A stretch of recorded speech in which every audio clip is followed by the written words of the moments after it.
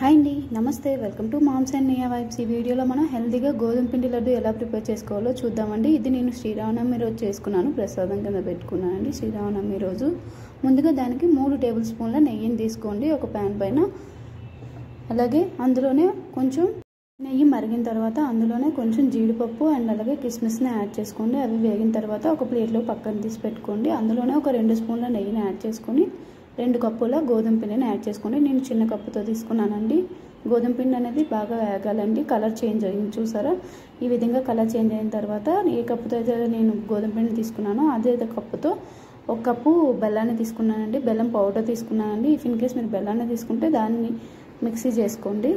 దానికి బదులుగా మీరు పంచదారని కూడా యూజ్ చేసుకోవచ్చండి. అండ్ అలాగే ఇప్పుడు అదే ప్యాన్లో ఒక 2 స్పూన్ల నెయ్యిని యాడ్ చేసి దాన్ని మరిగించుకొని ఇప్పుడు అలాగే మనం తీసుకున్న ప్లేట్లోకి తీసుకున్న పిండిలోని వేసుకోండి. అలాగే డ్రై ఫ్రూట్స్ని కూడా యాడ్ చేసుకుని ఉండలా చేసుకోండి. అంతేనండి, హెల్తీ గోధుమ పిండి లడ్డు రెడీ అయిపోయింది కదండి. Thank you for watching. నా ఛానల్ని లైక్ చేయండి, సబ్స్క్రైబ్ చేయండి, అలాగే బెల్ ఐకాన్కి